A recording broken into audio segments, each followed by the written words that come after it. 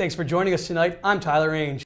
Welcome to In the Game, Center County's only show devoted to in-depth sports coverage. I'm Tyler Ainge. On senior day, the Penn State men's lacrosse team takes on arguably its toughest opponent of the year and conference rival Hofstra. The Nittany Lions enter the game with a 6-6 record and look to hand the 10-3 Hofstra Pride their first conference loss of the season. Jerry Sandusky wants Pennsylvania's highest court to take up his appeal of a 45-count child sex abuse conviction.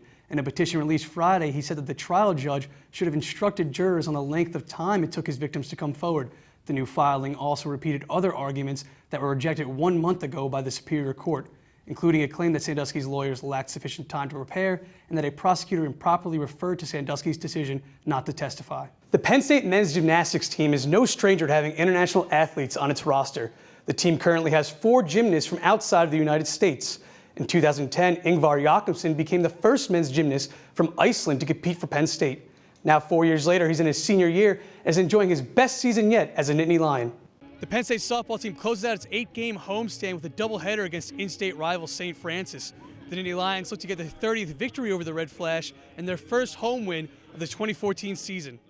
Penn State men's volleyball stars Peter and Aaron Russell proudly wear the blue and white, but they have another connection as well.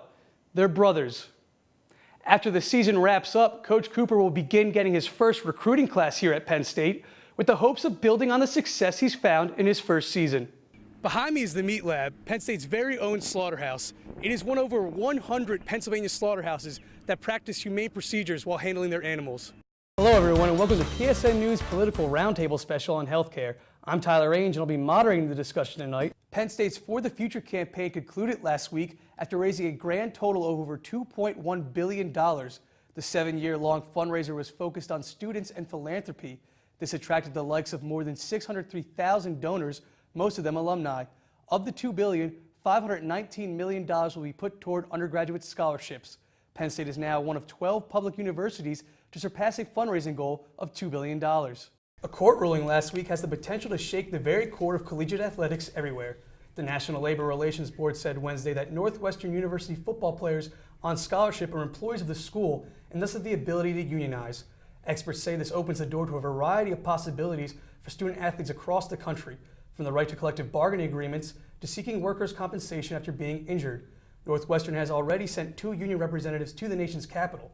What this means for universities like Penn State, only time will tell. It's been 3 months since James Franklin was named the new Penn State football coach. On Saturday, Penn State fans got their first glimpse at what a Franklin coach team would look like on the field during the annual Blue-White game. Franklin leading his Nittany Lions on the field for the first time in front of over 70,000 fans at Beaver Stadium.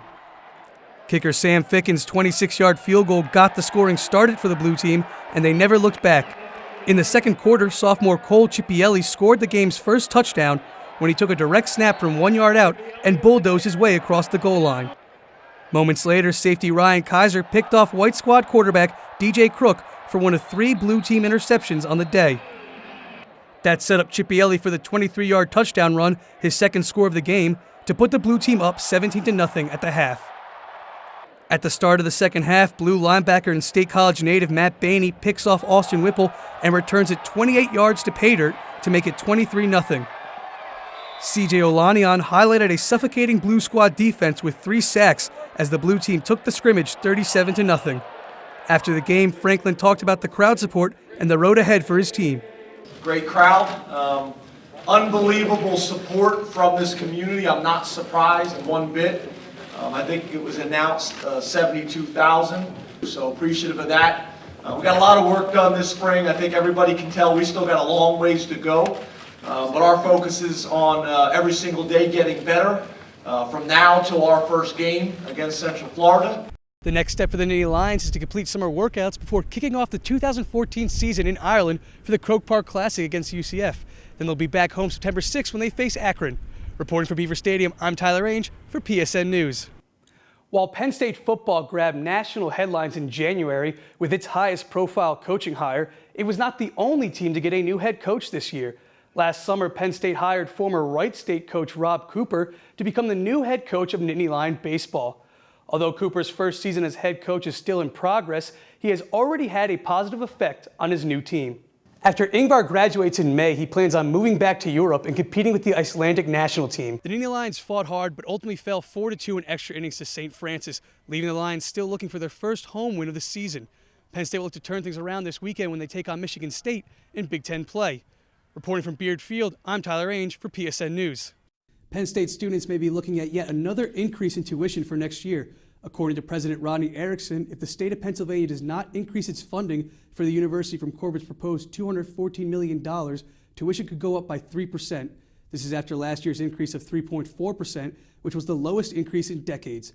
According to Erickson, the university has already found a number of ways to cut costs, but still requests an additional $10 million in funding for the upcoming school year. Obamacare is a huge national issue. We're trying to focus now on Penn State and students more specifically, and how this act in health care reform affects them. So, most importantly, what are the key points to this act that affect Penn State students? 4 Franklin Regional High School students remain in critical condition after being stabbed by a fellow classmate last Wednesday. 6-year-old Alex Freibel, who's a sophomore at Franklin Regional, is the suspect that was arrested for the stabbings.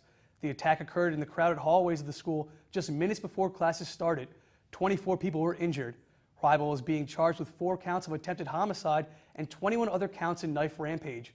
Investigators haven't determined a motive, but they are looking into reports of a threatening phone call between the suspect and another student the night before. Can you tell me how important it is to handle the animals humanely? We have an obligation to the animals that they be handled and maintained in a fashion that's comfortable for them, that's not stressful for them. Subjecting the animal to stress, to undue stress, is something that can happen very easily. Airline passengers won't have to turn off all electronic devices anymore. They'll be able to read, work, and play from gate to gate under new guidelines from the Federal Aviation Administration. But they still can't talk on their cell phones through the flights. The changes announced Thursday apply to both domestic and international flights for U.S. carriers. Foreign countries maintain their own local laws. According to the FAA, certain airlines now have planes that are protected from interference that comes from mobile devices.